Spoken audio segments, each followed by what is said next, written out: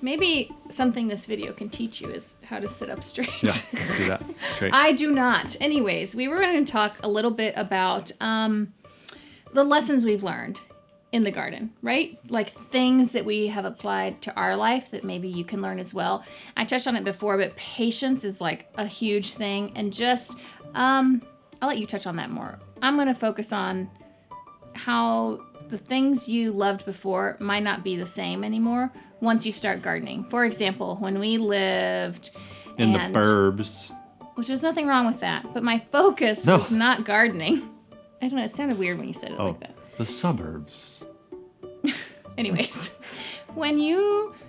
when my focus was something different, it was like the day-to-day, like, what am I doing next? Where am I going to go shopping? Do I like these shoes? Do I like this hand? You know, that's just the common thing, which there's nothing wrong with that. But that is what was consuming my time and energy a little bit more. Well, once I started gardening, it's pretty crazy how my focus shifted towards how many types of basil can I grow? So it's no longer like have this many pairs of shoes. It's honey, I got another plant. That's right. But see, the benefit to that is that it not only benefits you, but others, your family. It's the gift that keeps on giving. It's food. You can feed your family. You can gift a plant to someone.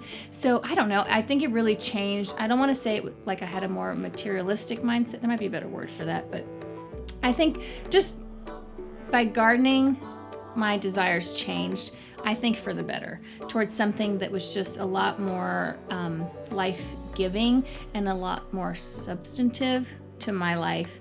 And I think that is what you will find as well, that once you start gardening and growing, it's so rewarding to have that you don't maybe need something else that in life you were wanting or chasing. This kind of fulfills that satisfaction. So at least that was for me. Yeah, I think that's a good point.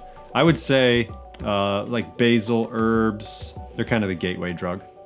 You know, they get you into gardening. Yeah. You're like, oh my word, oh my word, I grew this and it tastes amazing. And you tell your friends, like, you got to come over to my house. I just grew something, it's amazing. And you put it in the dish and there's nothing so like, fresh and there's nothing like feeling like, hey, I grew this, you're tasting it right now. And you snap a million pictures of it to show everyone. They wish they were at your house. But no, in all seriousness, I think to Annette's point, you just adapt new tastes, new flavors that feel a lot more wholesome. I joke that, it used to be, man, have you seen that new Range Rover? That thing is sweet. Now it's, they have barbecue oregano seeds. Like they have chocolate basil. He's making stuff up. No, I'm serious. I just saw that. There is like a version. No joke.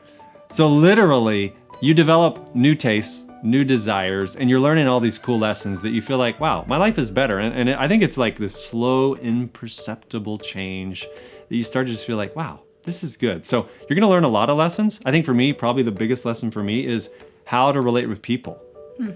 And the fact that this tomato plant is not growing fast enough, is not growing like I think it should, that, wow, this takes time. You then translate those values into, you know what, if this person may not be changing or doing things as fast as I'd like them to, like, you know what, that's kind of like the tomato plant. Yeah.